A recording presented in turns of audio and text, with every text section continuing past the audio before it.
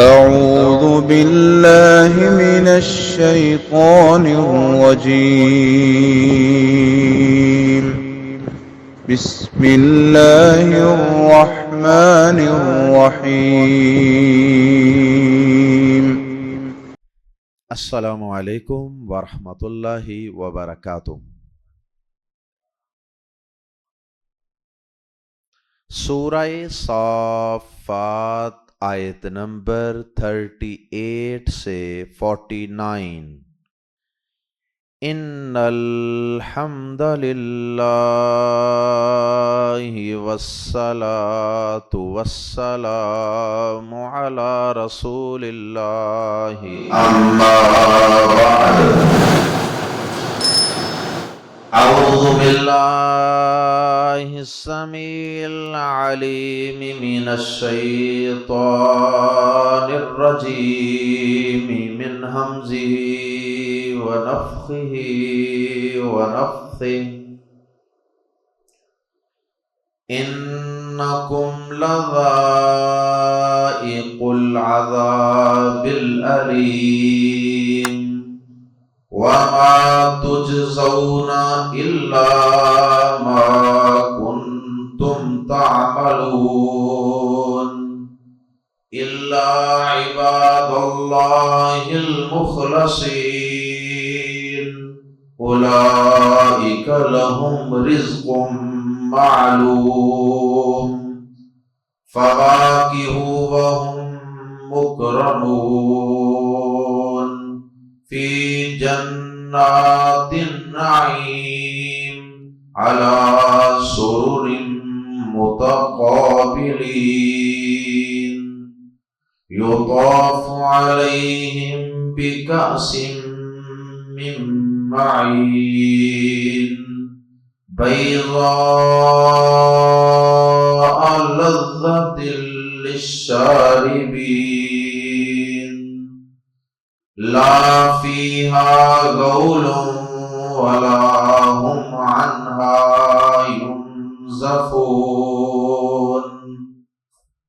وعندهم قاصرات الطرف عین كأنهن بيض مكنون۔ گزشتہ آیات میں اللہ رب العزت نے کفار کا ایک اور ذکر فرمایا تھا، اور وہ یہ تھا کہ انہوں نے ایک دوسرے سے خود ہی کہا تھا اِنَّا لَذَائِقُونَ، بے شک ہم جہنم کا عذاب ضرور چکھنے والے ہیں۔ جب انہوں نے قیامت کے دن کی ہولناکیاں اور خوفناکیاں دیکھی اور اپنی آنکھوں سے ہر چیز کو بالکل واضح دیکھ لیا، ہر چیز کو حق ہوتے دیکھ لیا، تو انہوں نے آپس میں یہ کہا تھا کہ اب ہماری خیر نہیں، اب ہم مارے گئے، اب ہم ضرور عذاب چکھنے والے ہیں۔ لیکن یہ تو ان کی اپنی بات تھی نا، یہ تو ان کا ایک خیال تھا نا۔ اللہ پاک نے اب اپنی طرف سے، اللہ رب العزت کی بات تو غلط نہیں نہ ہو سکتی، انسان کا اندازہ وہ تو صحیح بھی ہو سکتا ہے اور غلط بھی۔ تو ان کفار و مشرکین اور جہنمیوں نے یہ جو کہا تھا کہ یقیناً ہم عذاب چکھنے والے ہیں، اِنَّا لَذَائِقُونَ، اس کی اللہ پاک نے اب اپنی طرف سے تائید فرما دی اور یہ یقینی خبر دے دی کہ تم واقعی یقیناً دردناک عذاب چکھنے والے ہو۔ سب سے پہلے اللہ پاک نے ان کے یقینی عذاب کی خبر دی، کفار و مشرکین کی جو سزا انہیں ملنی ہے اس کی طرف اشارہ کیا پہلی 2 آیات میں، اور پھر اس کے بعد جتنی آیات ہیں آج کے سبق میں، ان سب میں اللہ رب العزت نے اپنے ایمان والے، اپنے مومن مواحد اور اپنے مطیع و فرما بردار بندوں کو ملنے والی جنت کی عظیم نعمتوں کا، انہیں ملنے والی جنت کی عظیم عورتوں کا اور بالخصوص جنت کی لذیذ اور شیریں شراب کا تذکرہ فرمایا۔ آئیے قرآن مجید کے الفاظ میں پڑھتے ہیں دونوں گروہوں کے الگ الگ انجام کا تذکرہ۔ آیت نمبر 38 انکم بلا شبہ تم، لام زبر لا یقیناً، انا کا معنی بھی یقیناً اور لام زبر لا کا معنی بھی یقیناً یا بلا شبہ، اور یہ دونوں اکثر جملوں میں ساتھ ساتھ آتے ہیں۔ ایک جملے میں اکثر انا اور لام زبر لا اکٹھے آتے ہیں۔ ان دونوں الفاظ کا یا دونوں حروف کا بہت زیادہ سلوک اتفاق ہے، اکٹھے دونوں مل کر جملے میں دوہرا یقین پیدا کر دیتے۔ انکم بلا شبہ تم، لام زبر لا یقیناً، ذائق العذاب العلیم، ذائقو اصل میں تھا ذائقون، چکھنے والے، لیکن ذائقون کی آگے نسبت تھی العذاب کی طرف اضافت، اس لیے مضاف کا آخر سے نون گر جاتا ہے، یہ گرامر کی بات ہے۔ تو یہ ذائقون کی بجائے ذائق العذاب، بلا شبہ یقیناً تم چکھنے والے ہو عذاب، اور عذاب بھی کون سا؟ العلیم، المناک، دردناک۔ انکم لذائق العذاب العلیم، بلا شبہ تم یقیناً دردناک عذاب چکھنے والے ہو۔ اے کفار و مشرکین، اے اللہ کے باغیوں و نافرمانوں، بڑی پینفل پنشمنٹ چکھنے والے ہو، اس میں کوئی شک نہیں ہے کہ تم اس عذاب کو اور اس تکلیف کو چکھو۔ اور اگر کسی کے دل میں ان کے لیے نرمی آئے تو اللہ پاک نے اس کا بھی جواب دے دیا، فرمایا وَمَا تُجْزَوْنَ، ما کے بعد جملے میں الا آ جائے تو پھر ما کا ایک ہی معنی ہوتا ہے نہیں۔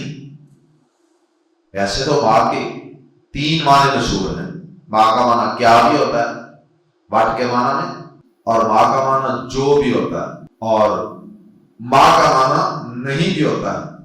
تو جب جملے میں الا آ جائے تو پھر ما کا یہ تیسرا یعنی نفی والا معنی ہی ہوتا ہے، چونکہ یہاں الا آ رہا ہے۔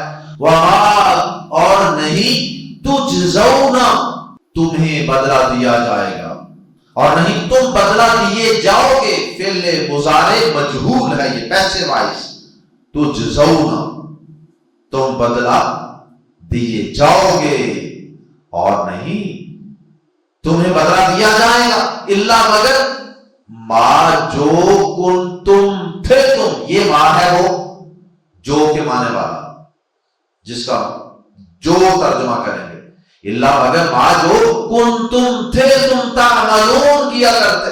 کنتم یہ کانا کا ایک لفظ ہے، کانا کے گروپ کا ایک لفظ ہے۔ اس سے پتہ چلتا ہے کہ وہ کفر، شرک، اللہ کی نافرمانی کا کام 1 2 4 دفعہ نہیں، یہ ان کا پوری زندگی کا وتیرہ تھا، عادت تھی، کیا کرتے تھے۔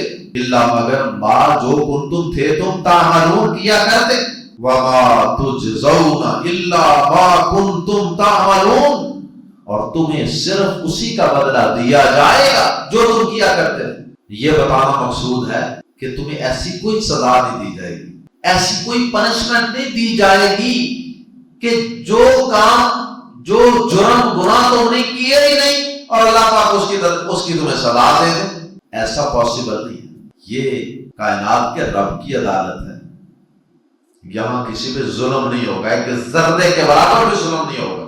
اس لیے کوئی یہ نہ سمجھے کہ شاید یہ تو بڑا ظلم، بڑی زیادتی ہوگی، نہیں نہیں نہیں نہیں، یہ اللہ کی طرف سے زیادتی نہیں ہے، ظلم نہیں ہے، بلکہ یہ ان کا اپنا ہی کیا جا رہا ہے۔ ان کے جرم کی نوعیت کیسی تھی، نبی آئے، رسول آئے، کتابیں آئیں، وارنرز آئے، لیکن اس کے باوجود انہوں نے شرک نہیں چھوڑا، اباء پرستی نہیں چھوڑی، باپ دادا کے غلط عقیدوں کو اور غلط رستے کو نہیں چھوڑا، تو پھر ایسے متکبر لوگوں کی، ایسے ضدی اور ہٹ درم لوگوں کی سزا یہ دردناک عذاب جہنم کا عذاب ہی بنتی تھی، اور وہی سزا انہیں دی جا رہی، وہی بدلہ دیا جا رہا۔ اللہم لا تجعلنا منہم۔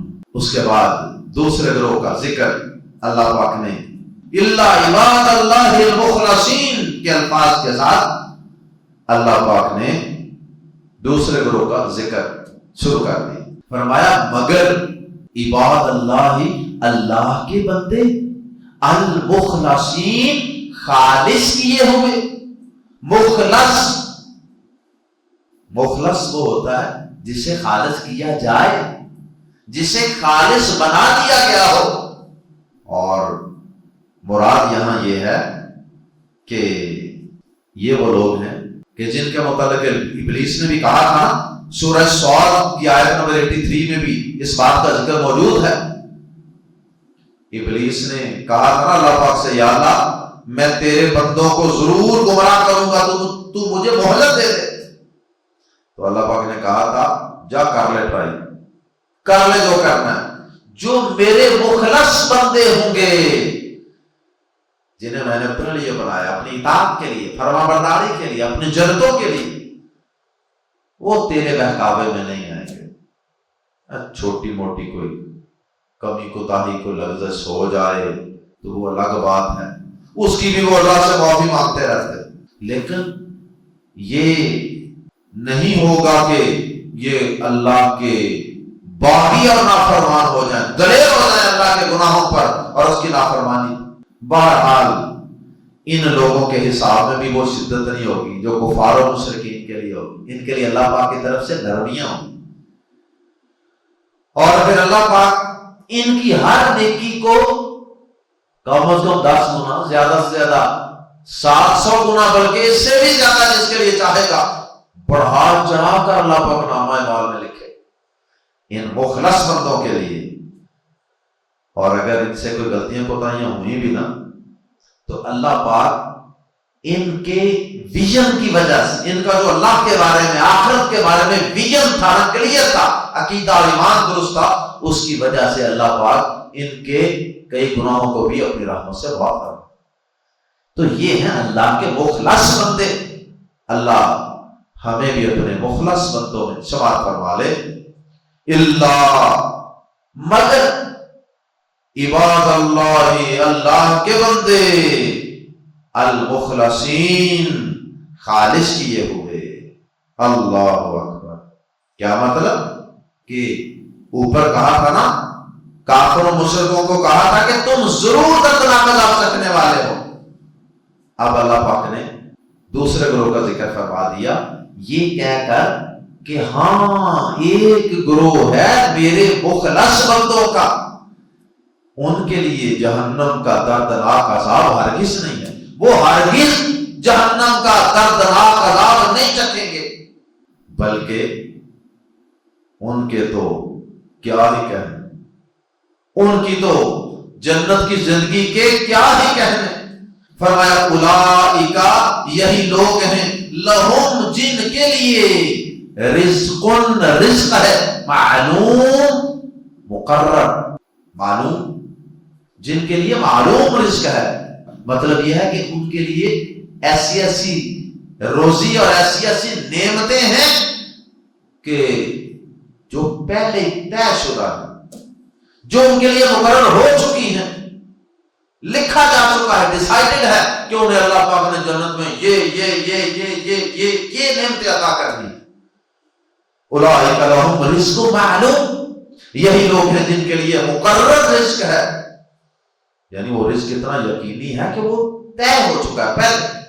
اور آگے اللہ پاک نے تھوڑی سی اس رزق کی اور ان نعمتوں کی مثالیں بھی بیان فرما دی انسان کو سمجھانے کے لیے۔ سب سے پہلے ان کے لیے کیا ہوگا؟ فواکہ، کئی قسم کے پھل، فاکہۃ کی جمع فواکہ، فاکہۃ وہ پھل جس سے انسان لذت حاصل کرتا ہے۔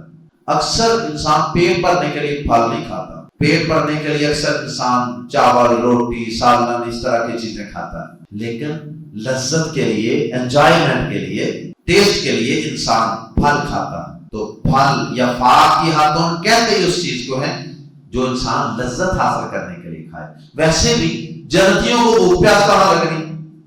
اللہ کی جنتوں میں ایسا کوئی چکر نہیں کہ وہاں انسان بھوکا اور پیاسا رہے، نہیں، بھوک پیاس نہیں وہاں لگی۔ وہاں اگر انسان کو کھانے پینے کو ملنا ہے نا تو وہ اس کی لذت کے لیے، اس کی انجوائمنٹ کے لیے ہے۔ فرمایا فواکہ، کئی قسم کے پھل، وہم، اور وہ مکرمون، عزت بخشے گئے ہیں۔ اللہ اکبر۔ پھلوں سے تو جسمانی لذتیں حاصل ہوگی نا، جسم کی لذت، زبان کی، معدے کی، آنکھوں کی لذتیں، پوری باڈی کی لذت۔ اور ایک ہے روحانی لذت، مینٹلی انسان کو سکون آئے، ٹیسٹ آئے۔ روحانی لذتوں کے بغیر جسمانی لذتیں بھی ادھوری ہوتی ہیں۔ جیسے ایک آدمی بہت پریشان ہو تو اس کے سامنے آپ طرح طرح کے کھانے سجا دیں، کیا وہ ان کو کھا کے لذت حاصل کر سکے گا؟ یقیناً نہیں۔ تو فواکہ جسمانی لذت ہے، اور وہم مکرمون، اور وہ عزت بخشے گئے ہیں۔ مکرمون ہوتا را کے نیچے زیر، تو یہ اسم الفاعل ہوتا ہے، عزت بخشنے والا، مکرمون۔ اور مکرمون جسے عزت بخشی گئی ہے، اسم المفعول اسے کہتے ہیں۔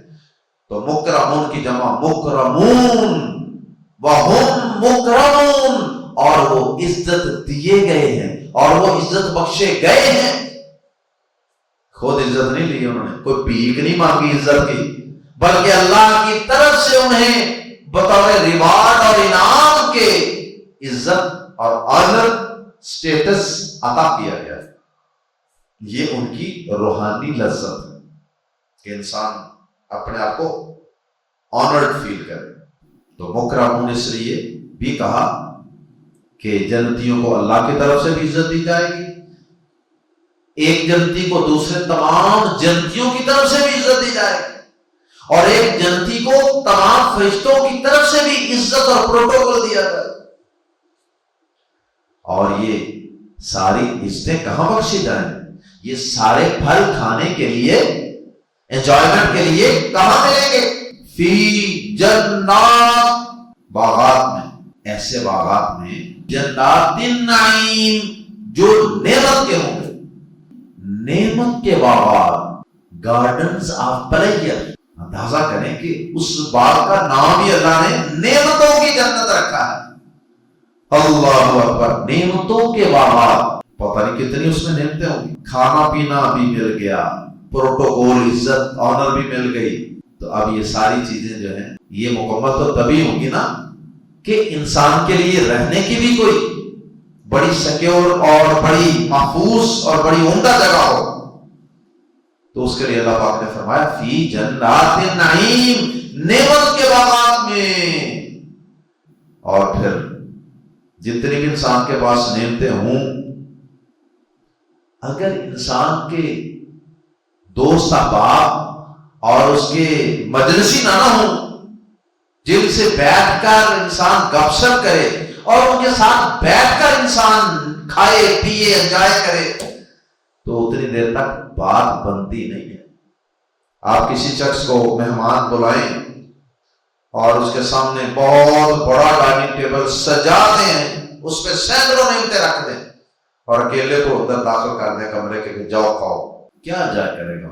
اگر اس کے دوست اس کے ساتھ ہوں گے نا، پھر جو گپ شپ ہوگی، پھر جو انجوائمنٹ ہوگی، کھایا بھی جا رہا ہے، پیا بھی جا رہا ہے، اور جنت کی دیگر نعمتوں سے فائدہ بھی اٹھایا جا رہا ہے، اور عزت اور پروٹوکول بھی ملا ہوا ہے، ٹور بھی بنی ہوئی ہے، اور ساتھ ساتھ جنت کے جنتی دوست ان کے ساتھ گپ شپ بھی ہو رہے، کہکہے بھی لگ رہے ہیں، اور شغل میلہ بھی ہو رہا، تو پھر ان ساری نعمتوں کو چار چاند لگ جاتے ہیں۔ اس لیے اللہ پاک نے آگے اس نعمت کا بھی ذکر فرما دیا کہ یہ ساری نعمتیں اور یہ نعمت کے باوجود یہ سارا کچھ کہاں پہ ہوگا، کہاں یہ ساری نعمتیں انجوائے کی جائیں گی؟ علی سرور، تختوں پر، متقابلین، آمنے سامنے بیٹھے ہوں گے،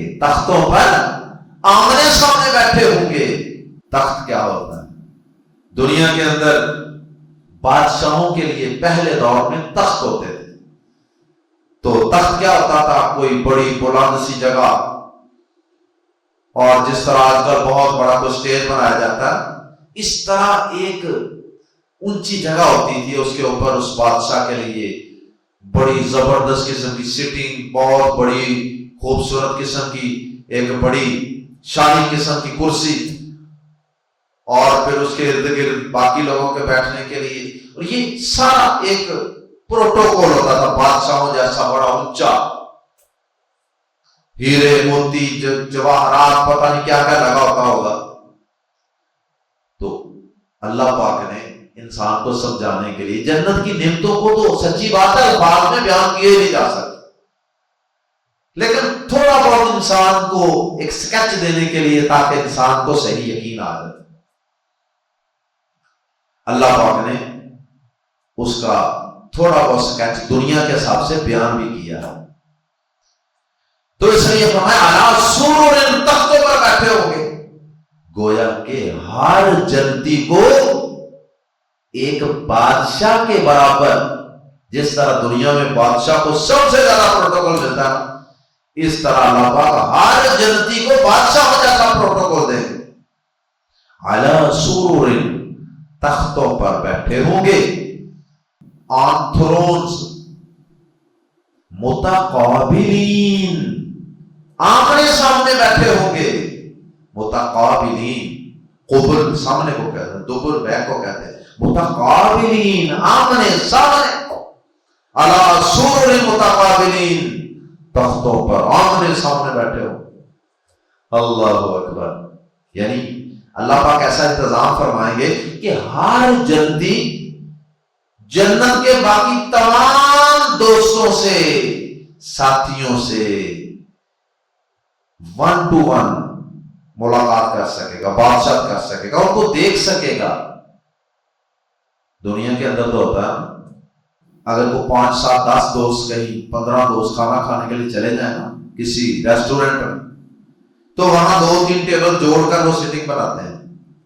اب کئی دفعہ ایسے ہوتا ہے کہ بندہ سوچتا ہے کہ یار میں فلاں کے ساتھ بیٹھوں، فلاں کے ساتھ بھی بیٹھوں، لیکن ایک دوست سے زیادہ دور چلا جائے تو تھوڑی سی پریشانی ہوتی ہے کہ یار وہ دور چلا گیا تو مزہ نہیں آتا۔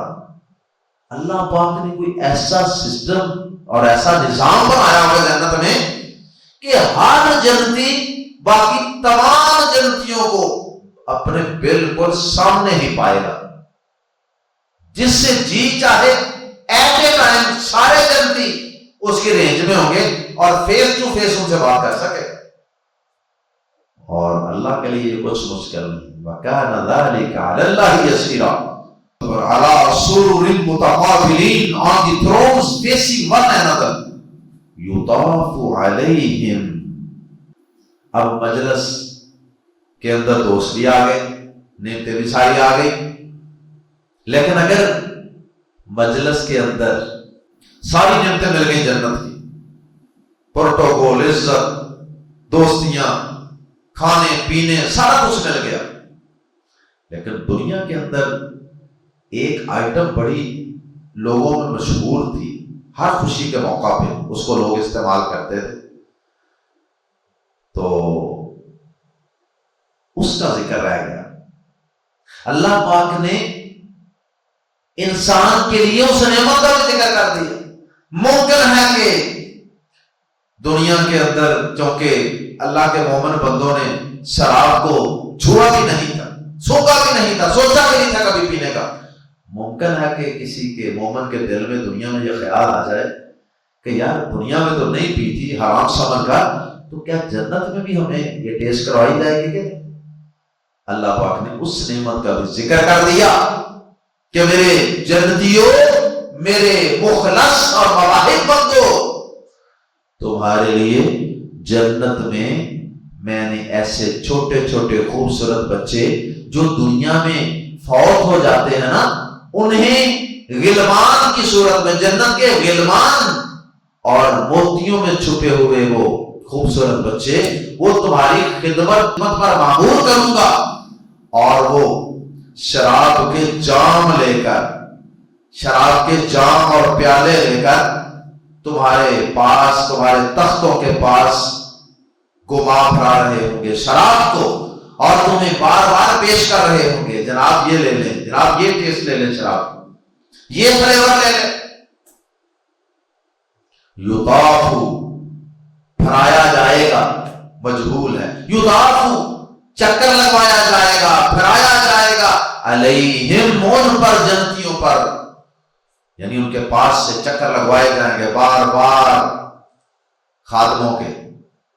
یہ نہیں بتایا جہاں کہ کون چکر لگائے گا، وہ دوسرے مقامات پہ ذکر ہے، جیسے سورہ طور آیت نمبر 24 میں وَيَطُوفُ عَلَيْهِمْ غِلْمَانٌ لَهُمْ كَأَنَّهُمْ لُؤْلُؤٌ مَّكْنُونٌ، اور ان پر چکر لگاتے رہیں گے انہی کے لڑکے جو فوت ہو گئے، جنت میں پہلے پہنچ گئے تھے، جیسے وہ چھپائے ہوئے موتی ہوں، اتنے خوبصورت اللہ نے بنا دے گا۔ یطاف علیہم، ان پر پھرایا جائے گا، بکأس، ساتھ شراب، بکأس، جام کو، من معین، جام یا پیالہ، من معین، بہتی ہوئی شراب کا۔ معین کا لفظی معنی تو ہوتا ہے بہتا ہوا، جیسے سورہ ملک کے آخر میں ہے من ماء معین، بہتا ہوا پانی، تو یہاں مراد ہے شراب معین، بہتی ہوئی شراب، صاف ستھری بہتی ہوئی شراب کا جام پھرایا جائے گا۔ کاسن، اس جام کو یا اس پیالے کو کہتے ہیں جو بھرا ہوا ہو کسی چیز سے، اور بالخصوص یہاں مراد ہے جنت کی شراب سے بھرا ہوا ہونا۔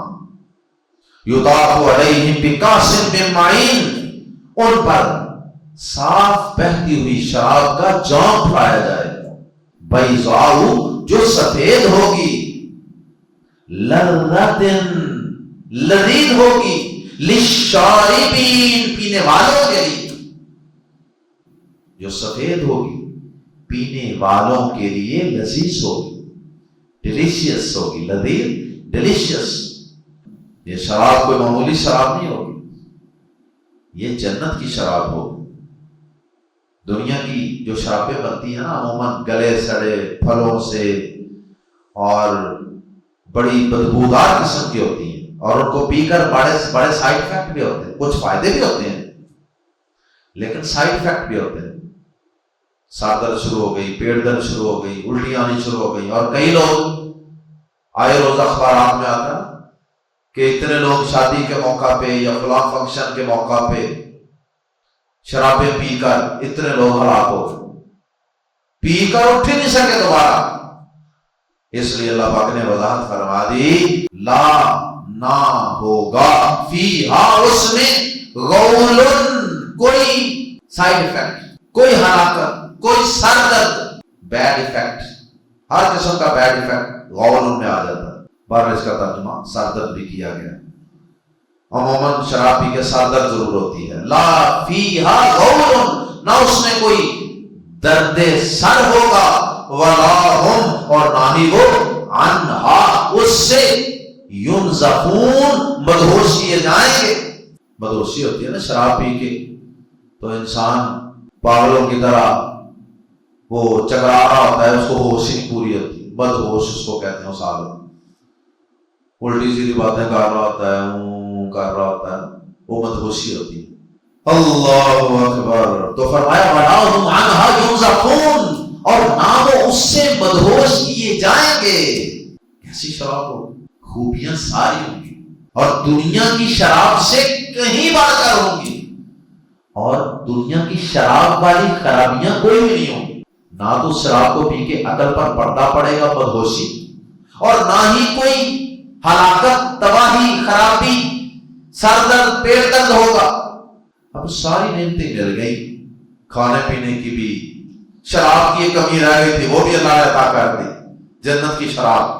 اب اللہ پاک نے ایک بہت ہی قیمتی نعمت کہ اس کے بغیر بھی باقی تمام نعمتیں ادھوری تھی، نامکمل تھی۔ اور وہ نعمت کیا تھی؟ دوست بھی مل جائیں، کھانا پینا بھی مل جائے، شراب بھی مل جائے، لیکن سیکسول ڈیزائر، سیکسول سیٹسفیکشن اگر انسان کی نہ ہو تو انسان پوری طرح فریش نہیں ہوتا، پوری طرح وہ سیٹسفائی نہیں ہوتا، وہ پوری طرح انجوائمنٹ نہیں ہوتی اس کی۔ اور وہ نعمت ہے بیوی کی نعمت، عورت کے لیے مرد کی اور مرد کے لیے عورت کی نعمت۔ تو اللہ پاک نے اس نعمت کا بھی تذکرہ فرما دیا، وَعِندَهُمْ، اور ان کے پاس ہوں گی، جنتیوں کے پاس ہوں گی، قاصرات، قاصرات کسر کا معنی ہوتا ہے نماز چھوٹی ہو جاتی ہے، تھوڑی ہو جاتی ہے، تو یہ اسی سے ہے قاصرات۔ قاصرات کا مطلب ہے قریب رکھنے والی، چھوٹی رکھنے والی۔ کیا؟ اب طرف نگاہ، قریب نظریں رکھنے والی، یعنی ان کی نظر جو اٹھتی ہے نا وہ زیادہ اونچی نہیں اٹھے بلکہ تھوڑی سی اٹھے گی ایسے، یہ مطلب ہے قاصرات الطرف، نگاہ نیچے رکھنے والی۔ جو عورت نگاہ جھکا کے رکھتی ہے نا، دیکھ وہ بھی رہی ہوتی ہے لیکن اس کا جو ویژن کا اینگل ہوتا ہے نا وہ بہت لمیٹڈ سا ہوتا ہے۔ نگاہ نیچے رکھنے والی، lifting their glances، یعنی باطنی طور پہ یہ عورتیں اتنی پاکیزہ ہوں گی کہ بڑی عفیفہ ہوں گی، پاک دامن ہوں گی، اپنے خامدوں، جنتی خامدوں کے علاوہ کسی اور کی طرف نظر اٹھا کر بھی نہیں دیکھیں، اتنی پاکیزہ۔ کیا بات! اور اس کے بعد ظاہری حسن کا کیسا ہوگا یہ تو اندر بتا دیا نا اللہ پاک نے۔ دنیا کے اندر بھی انسان، ہر مرد کی یہ خاص ہوتی ہے کہ مجھے ایسی بیوی ملے جو میرے علاوہ کسی اور کی طرف نہ دیکھے، میرے علاوہ کسی اور سے محبت نہ کرے، کسی اور کی طرف اس کا ذہنی میلان نہ ہو۔ اس لیے یہ بتا دیا قاصرات الطرف، دلہن کی طرح نئی نویلی اور خوبصورت اور شرم و حیا کی پیکر جو دلہن ہوتی ہے نا پہلی رات کی، جس طرح اگر اس کے اندر شرم و حیا ہو تو وہ تو نظر بھی نہیں اٹھا پاتی، اللہ یہ کہ کسی نے اپنی شرم و حیا کو پہلے ہی تار کر دیا ہو کسی یونیورسٹی اور کسی تعلیمی ادارے کے اندر، 10 لڑکوں سے دوستیاں لگا کے، پھر اس کی نظر تو ساری زندگی نہیں جھکے گی۔ اور پھر ظاہری حسن کا کیسا ہوگا؟ فرمایا اینن، یہ ایناؤ کی جمع ہے، اینن ایناؤ کی جمع، اس کا ترجمہ ہے خوبصورت موٹی آنکھوں والی۔ اینن، اینن سے ہے، عین، عین آنکھ کو کہتے ہیں، اینن موٹی خوبصورت آنکھوں والی عورتیں، یہ ظاہری حسن بھی بیان کر دیا۔ اور قرآن مجید میں اللہ پاک نے ان جنتی عورتوں کو سورۃ الواقعہ آیت نمبر 22 میں کیا کہا؟ وحور عین، وحور عین، اور اس کا ترجمہ بنتا ہے سفید جسم سیاہ آنکھوں والی۔ آنکھ کا حصہ جو سفید ہے وہ بالکل سفید ہوگا، جو سیاہ ہے وہ بالکل سیاہ ہوگا، اور فراخ آنکھوں والی، موٹی موٹی خوبصورت سفید و سیاہ آنکھوں والی عورتیں، ان کو کہتے ہیں حور عین۔ تو یہاں بھی وہی لفظ حور عین والا لفظ ایک لفظ استعمال کیا گیا، عین، عین، موٹی آنکھوں والی، اور ساتھ اگر حور بھی لگ جائے تو سفید جسم سیاہ آنکھوں والی، یہ ساتھ حور کا ترجمہ ایڈ ہو جاتا ہے۔ کأن گویا کہ ہننا وہ بیضن انڈے ہوں. بیضا کی جمع بیضاتوں کی جمع بیضاء، بیضاتوں کی جمع بیضن، کأنہن بیضن، گویا کہ وہ جیسے وہ انڈے ہوں مکنون، چھپا کر رکھے ہوئے، ویل پروٹیکٹڈ ایگز. انڈے کی خوبصورتی ویسے مشہور ہے، اور اوپر سے وہ خوبصورت انڈا کسی چیز میں پروٹیکٹ کر کے، کور کر کے، چھپا کے رکھا ہو تاکہ اس کی خوبصورتی دھوپ سے، کسی موسمی اثرات سے خراب نہ ہو.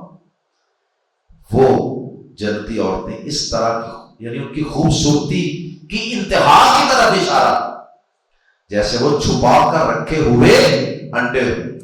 اور ان عورتوں کو قرآن مجید میں اللؤلؤ المکنون بھی کہا گیا ہے، چھپائے ہوئے موتی. لیکن یہ ساری نعمتیں ان کو ملیں گی جو دنیا کے اندر اپنی آنکھوں کا صحیح استعمال کرتے رہے، غیر محرم عورتوں سے یارانے، دوستیاں، بدکاریاں، زناکاریاں نہیں کرتے رہے، جو دنیا کے اندر شرابیں اور گندی اور بدبودار شرابیں نہیں پیتے رہے، جو دنیا کے اندر اللہ کی حرام کردہ چیزوں سے اپنے آپ کو روک کر رکھتے رہے، اور اپنی خواہشات نفس کے پجاری بن کر اللہ کی نافرمانی کے رستے میں بے نہیں پڑے، چل نہیں پڑے، بلکہ سوچ سوچ کے، پھونک پھونک کے ہر چیز کو استعمال کرتے رہے. یہ میرے رب نے حرام کیا ہے، میں اس کے قریب نہیں جاؤں گا. یہ میرے رب نے میرے اوپر حرام کی ہے، میں اس چیز کو نہیں دیکھوں گا، اس کو نہیں سنوں گا، اس کو نہیں کھاؤں گا، اس کو نہیں چکھوں گا. یہ ساری نعمتیں ان اللہ کے بندوں کو ملیں. اور پھر سب سے بڑھ کر یہ کہ جن کا آخرت کی زندگی پر یقین ہوگا، جن کا مرنے کے بعد اللہ کے سامنے پیش ہونے پر پختہ یقین تھا، اور وہ دنیا کی زندگی کو اللہ کے احکامات کے مطابق ایک قید خانہ سمجھ کر دنیا کی زندگی کو گزارتے رہے. اللہم اجعلنا منہم، اللہ ہم سب کو بھی اپنے ان مخلص اور اپنے ان جنتی بندوں میں شامل فرما لے. سبحانک اللہم وبحمدک، اشہد ان لا الہ الا انت، استغفرک واتوب الیک.